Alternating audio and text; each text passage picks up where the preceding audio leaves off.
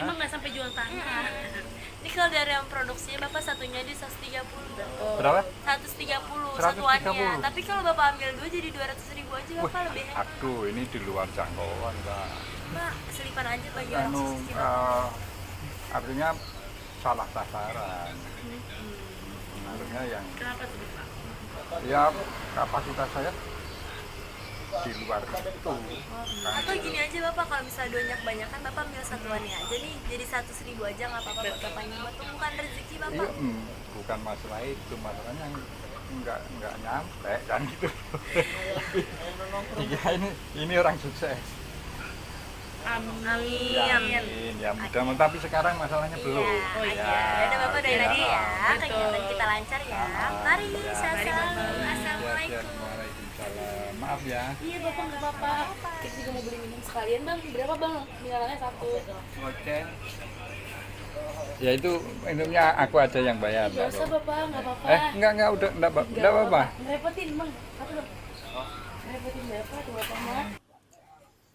Ya itu tadi ada dua mbak-mbak yang mungkin usianya usia kuliah ya, yang apa namanya memuji saya untuk menawarkan roti ya.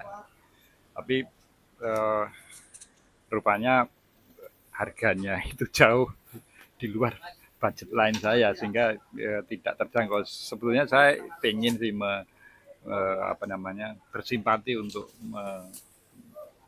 membeli dagangannya, tapi berhubung di luar jangkauan ya terpaksa saya tolak gitu ya. Ya inilah kerasnya kehidupan di ibu kota, mana harus sedemikian rupa untuk bertahan. Cuma mbak-mbak tadi itu salah melihat saya, kira saya seorang yang mungkin kelas menengah ke atas. Mungkin di bawah, di belakang saya itu ada mobil-mobil parkir, itu mungkin saya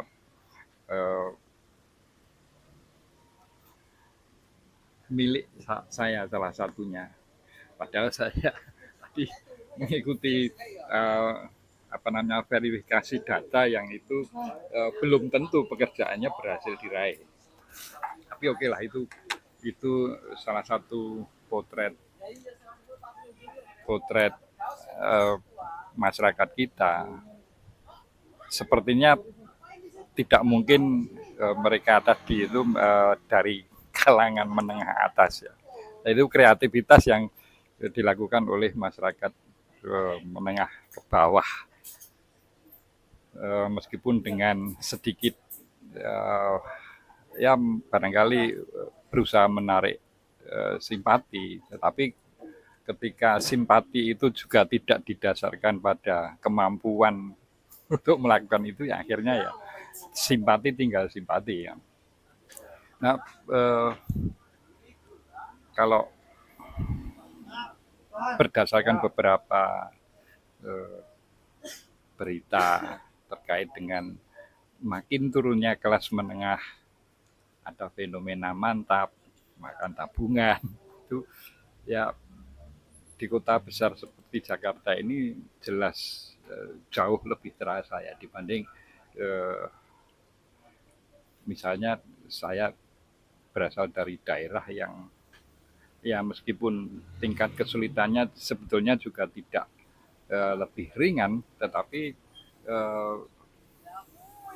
faktor pressure kehidupan sehari-hari, real apa namanya interaksi sosial dan sebagainya itu kalau di desa jauh lebih ringan. Meskipun sekali lagi misalnya harga bahan pangan juga naik, kemudian untuk misalnya bahan bakar yang dulunya pertalite dengan mudah ditemukan di pom-pom bensin, sekarang harus antri lebih panjang, kadang-kadang juga harus beralih ke eceran, dan pedagang eceran pun juga tidak mudah untuk apa namanya membeli dari POM karena ada regulasi tidak boleh membeli dipom itu dengan jerigen, sehingga banyak, kalau mungkin ini belum ada penelitian tentang berapa banyak pedagang bensin eceran yang gulung tikar karena regulasi ini. Ya dampaknya, terutama saya pernah mengalami sendiri, itu harus nuntun motor itu sampai apa namanya, kalau bahasa Jawanya itu kempol kaki, yang ini rasanya sampai ini belum ketemu pedagang eceran. Nah ini ya kalau saya seperti saya sebagai generasi yang relatif sudah berusia, ya itu bisa sabar, bisa sabar. Nah, persoalannya untuk generasi muda yang relatif relatif ingin cepat, kemudian berpikir secara cerdas dan istilahnya straight to the point, tidak berbelit-belit, maka kadang-kadang ya ini yang akhirnya mungkin generasi muda itu lebih mudah untuk meluapkan perasaan tidak suka itu, misalnya turun ke jalan dan lain-lain, ya itu realitas anak muda. Ya sebagai ada demo sekarang. Ada demo tadi. Ada demo. Tadi kita kan makanya kesini tuh ada demo di sini. Oh di dari mana? Di apa sih, alma maternya Kuning. Oh Kuning UI. UI. Ya. Ini barusan ada kabar ada demo. Ya itulah realitas kaum muda yang memang seperti itu. Kita enggak perlu terlalu reaktif ya. Setelah HUT ke-81 RI. Hal itu dikonfirmasi Ketua BEM UI Yatalatov Imawan pada Senin 17 Agustus. Ia mengatakan demonstrasi akan dimulai pukul 13 waktu Indonesia Barat. Yatalatov Imawan mengatakan BEM UI turun ke jalan setelah seremoni kenegaraan usai digelar bukan untuk merayakan kemerdekaan. Sebaliknya, aksi unjuk rasa itu digelar untuk mempertanyakan hakikat kemerdekaan yang tengah dirayakan negara. Hari ini, sehari setelah seremoni kenegaraan itu digelar, kami turun ke jalan bukan untuk merayakan, tapi untuk bertanya dengan lantang, kemerdekaan macam apa yang sedang kita rayakan?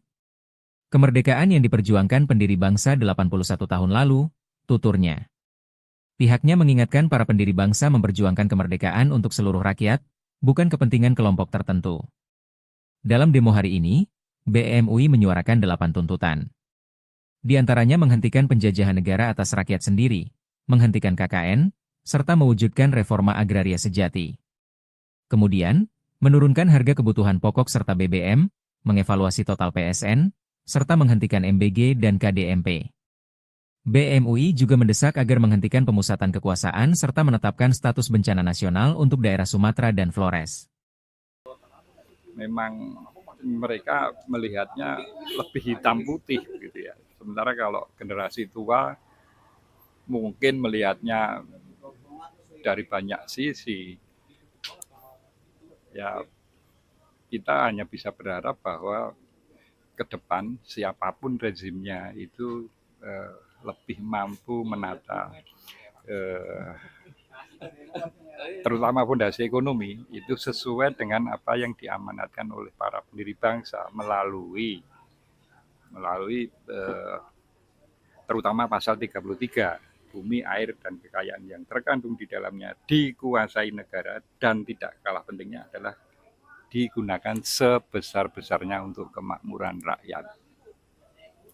Ya, untuk seusia saya boleh jadi belum bisa menikmati itu, tapi generasi muda kita itu harus sudah bisa merasakan apa yang dipikirkan oleh para pendiri bangsa. Dari pojok mana ini Al-Azhar, saya ucapkan salam konstitusi.